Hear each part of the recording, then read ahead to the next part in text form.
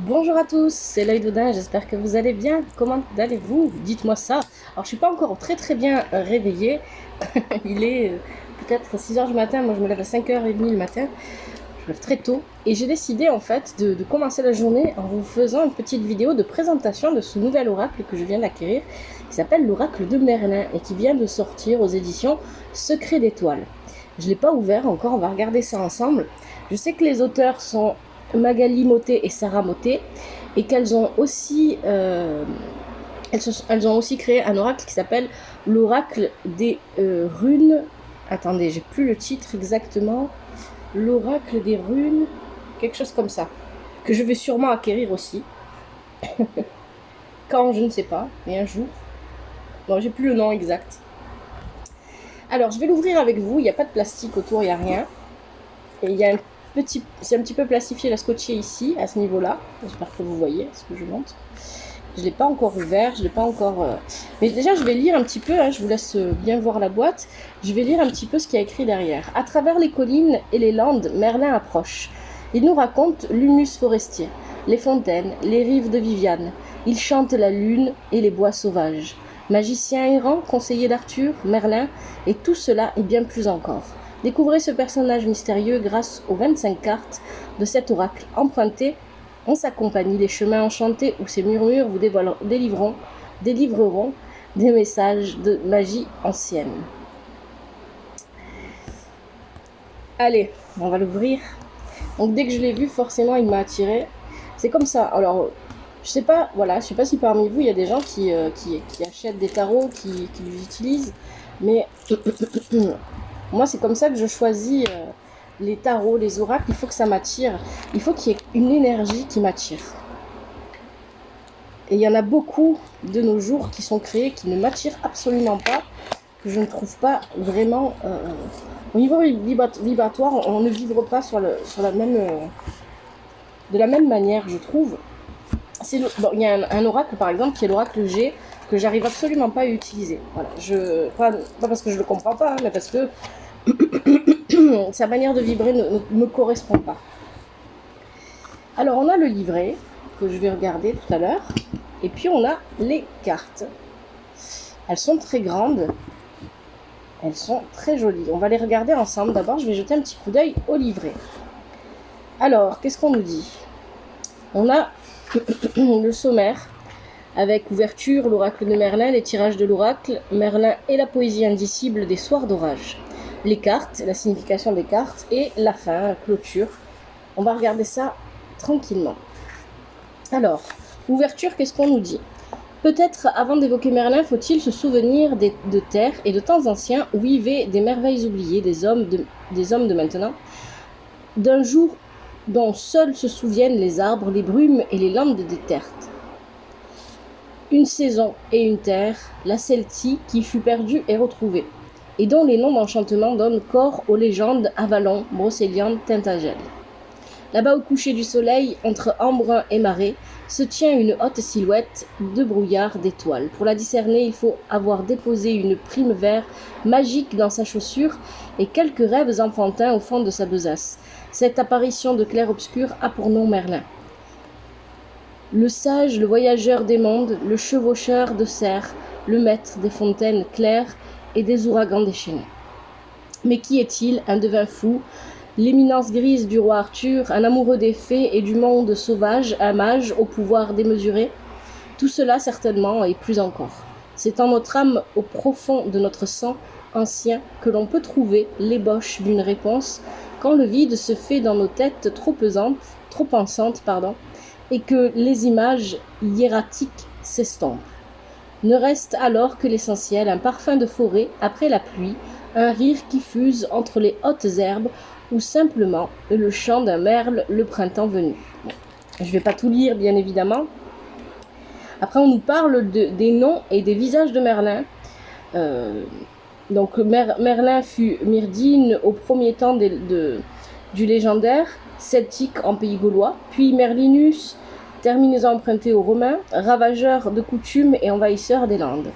Ensuite, ce fut Lailoken et Suiben, ces noms celtiques ou latins gallois, ou écossais nous en disent plus sur ce personnage énigmatique et sur ses origines géographiques et temporelles. Myrdin est un personnage né au cœur des poèmes du pays de Galles, écrits aux alentours du 5e siècle. Prophète velu, un peu fou, ami des animaux, Myrdin demeurait au profond des bois. L'Ailocan apparaît en Écosse au VIe siècle. Cette figure semi-légendaire, vivant dans les sauvages forêts calédoniennes, est l'archétype de l'homme sylvestre sans foi ni loi, mais habité de rage. Le personnage de Swibne est quant à lui originaire d'Irlande. On trouve sa trace écrite au XIIe siècle, mais son histoire de roi païen, fou et colérique semble avoir été contée depuis bien plus longtemps dans l'intimité des chaumières. Donc c'est un voyage à la fois pour découvrir qui était Merlin et découvrir les messages et les secrets qu'il veut nous transmettre. Donc bien sûr, terre, air, et feu et eau comme éléments de repère. Merlin est uni à la terre intimement par la trace que les parchemins ont gardée de lui, par l'encre sous ses pas, le regard des animaux et ses grandes errances forestières. Il est l'air quand il prophétise en son esplumoir se change en corbeau ou quand il erre de branche en branche en criant sa folie à tous les vents. Il est feu de l'orage, chevauchant son bâton de mage. Il est dresseur de dragons, dompteur de vouivres. Enfin, Merlin est haut quand il aime Viviane, qu'il se repose aux fontaines des fées, aux margelles des illusions.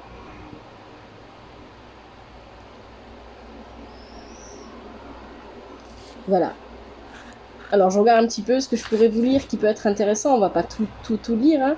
Sinon je vais encore faire une présentation de tarot qui va durer 1 heure. Toutes mes vidéos durent toujours trop longtemps. Les légendes racontées aux âtres de l'hiver, le mythe arthurien et les chevaliers de la table ronde, l'oracle de Merlin. Voici comment lire et interpréter les cartes. 3 mots-clés sont associés à chaque carte. Ils orientent et donnent le parfum qui règne dans le tirage. Ensuite, les escales qui suivent permettent de poser son âme et son ressenti selon différents degrés de compréhension. Il y a d'abord le légendaire, c'est la trace qu'a laissé Merlin dans l'histoire sur la peau des manuscrits, au noir des signes encriers. C'est un peu l'histoire du mythe. On a la symbolique, chacune des cartes porte un symbole assez clair en son sein. Il est nécessaire d'en imprégner son inconscient avant tout tirage.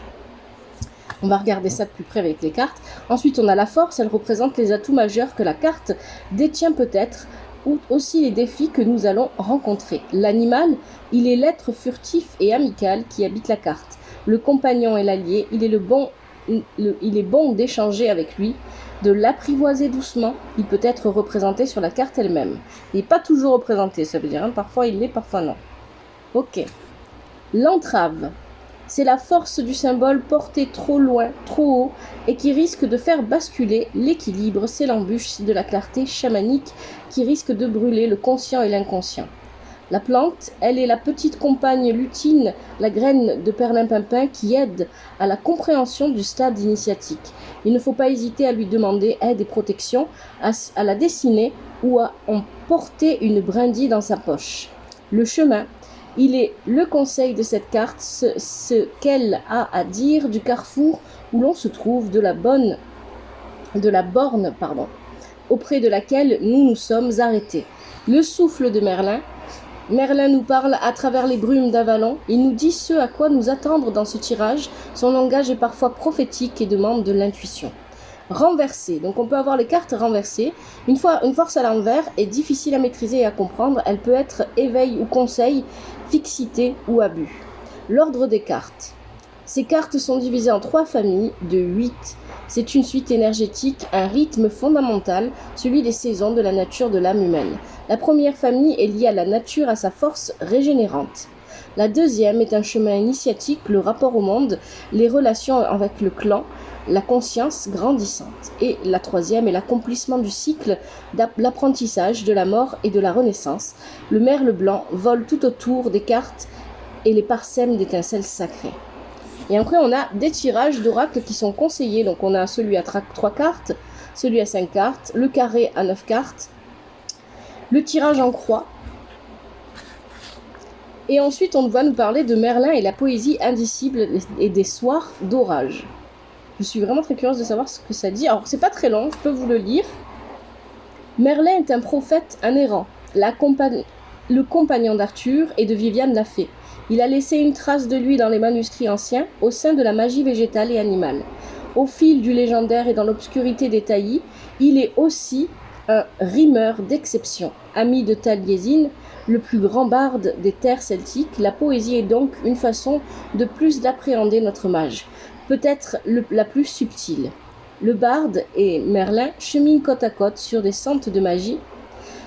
Ils sont les maîtres de la parole et des changements d'apparence. Ils commandent aux éléments, domptent les tempêtes, chevauchent le vent d'orage.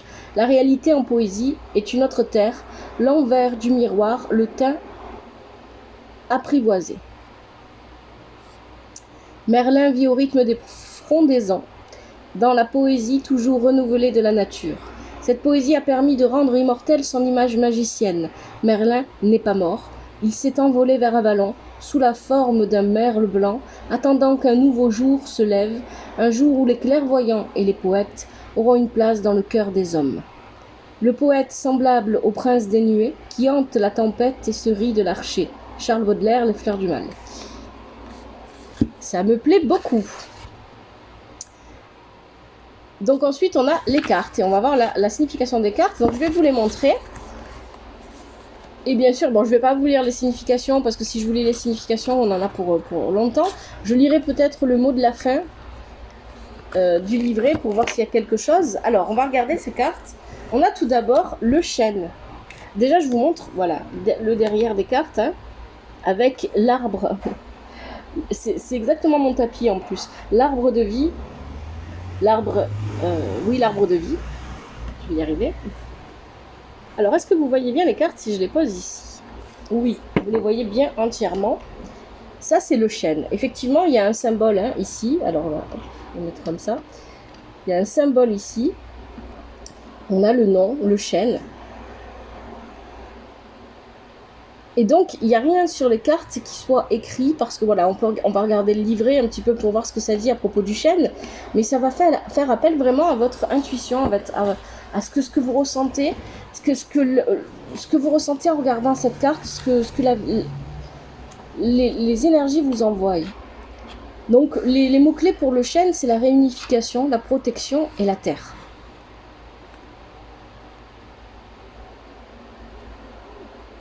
Et après, on a chaque partie qui est vraiment expliquée. Donc, on a le légendaire, la symbolique, la force, l'animal, l'entrave, la plante, le chemin, le souffle de Merlin et ce que ça peut vouloir dire quand c'est renversé. Mais ce sont des points de départ pour pouvoir explorer beaucoup plus, en fait. C'est pas fermé. Les interprétations ne sont pas fermées du tout. Allez, on va regarder les autres cartes. On a les saisons de l'ours. C'est juste magnifique, je suis vraiment très contente d'avoir acquis cet oracle. Et bien évidemment, je vais l'inclure dans les tirages hein, que l'on fait ensemble. Je vais vraiment l'inclure parce qu'il est juste magnifique. Il va juste falloir un petit peu de temps pour que je l'appréhende un peu mieux. Et puis il va rejoindre la jolie famille d'oracles et de tarots que je possède pour vous, pour les tirages sur YouTube. Vraiment, ce sont de très belles cartes. On a Viviane, bien évidemment. On a donc Viviane, son royaume, il est sous l'eau. Hein, on voit les poissons et tout. On a le dragon. Magnifique, juste magnifique. Vraiment, c'est un très bel oracle. Et il dégage vraiment beaucoup de choses. Il n'est pas juste, voilà, il ne contraint pas certaines interprétations. Il est vraiment, waouh. On a le cerf, bien évidemment. Hein. Le cerf, je vous en parle souvent, hein, avec l'oracle de l'astrologie celtique, on l'a aussi. Symbole de nouvelles aventures.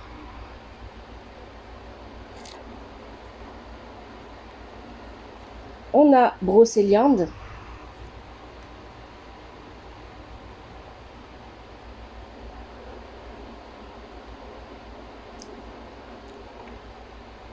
Avalon.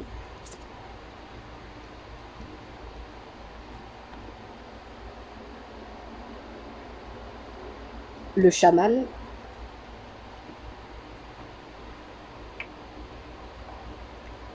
La fontaine sacrée.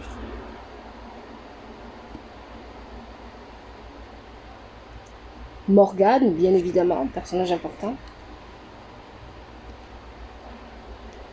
Le miroir.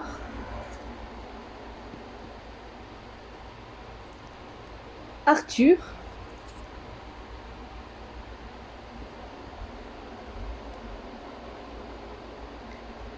Le mage.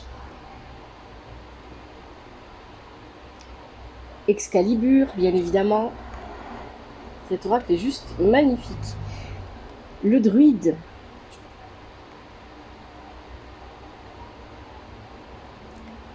La métamorphose, excusez-moi. Le métamorphose qui va sûrement parler de changement avec cette image du papillon, encore une fois. Hein. Le corbeau.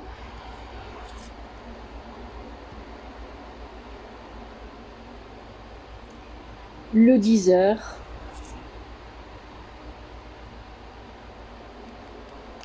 Le loup.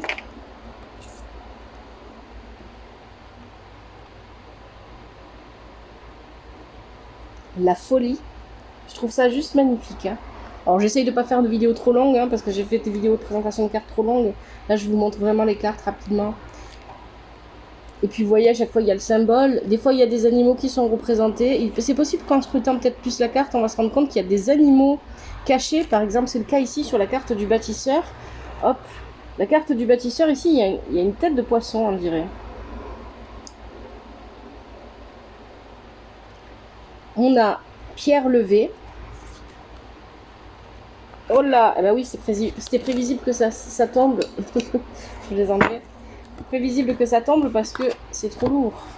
Hop, pierre levée. Est-ce que vous voyez bien? Oui. L'errant.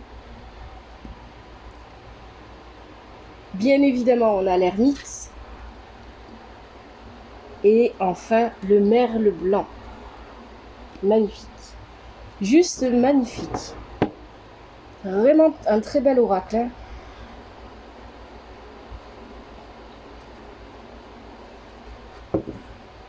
Alors, est-ce que je peux poser... Comment est-ce que je peux faire pour poser un petit peu les cartes? Hop, on va en mettre là.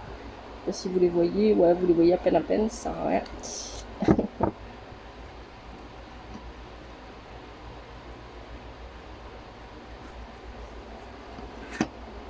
Et voilà, j'ai tout fait tomber. C'est une vidéo matinale où je ne suis point réveillée. Voilà, ça devrait tenir à un moment donné. Hein, non, ça ne doit pas tenir. Si. Je sais pas si vous voyez grand chose. Je vous montre mieux aussi. Et voilà. Je fais des voix bizarres aussi le matin. Alors. Je vais lire le petit livret pour voir ce qu'on nous dit à la fin, hein, la clôture. Merlin m'apparut un soir d'enfance, quand les éclairs cavaldaient, dans un ciel d'été aux lourdeurs de fin du monde. Il était là perché comme un nuage au sommet du prunier de mon grand-père. Pareil à un grand échassier aux plumes immaculées, il discourait du haut de sa branche. Il m'a raconté d'une voix de flutio la grandeur des éléments, la force du feu qui couve qui couve sous la bruyère, la douceur de la terre, l'ombre des fougères. Il m'a parlé des champignons au bonnet de lutin, des mages errants et sardoniques, des fontaines aux fées, de la forêt d'ombre folle, première et dernière monture. Il m'a dit la mort, l'étape des commencements. Depuis Merlin chemine à mon côté à travers les silences de l'hiver et les torrides de l'été.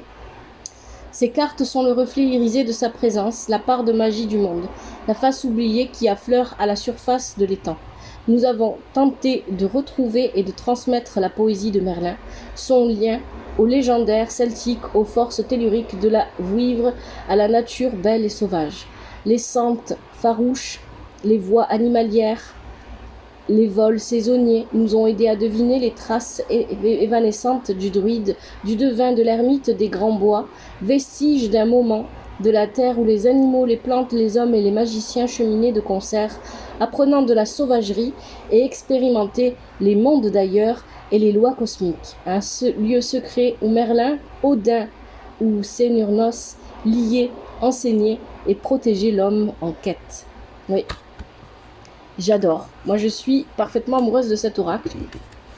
Il me plaît énormément. Il m'a beaucoup attiré. Hein. Et j'ai seulement vu la boîte en plus quand il m'a attiré. De toute façon, à partir du moment où il y a marqué Merlin, vous avez de grandes chances que ça m'attire. Mais il faut qu'il y ait vraiment une.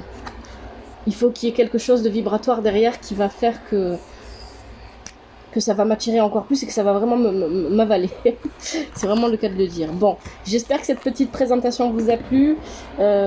Merci à vous. Je vous ferai la présentation de la sagesse du colibri que j'ai pas faite. Et s'il y a des oracles, des tarots que j'ai ou que je n'ai pas, mais que je pourrais acquérir, que vous aimeriez me voir présenter, n'hésitez pas à me le dire. Merci à vous d'avoir regardé cette vidéo. À bientôt, c'était Laïdoda.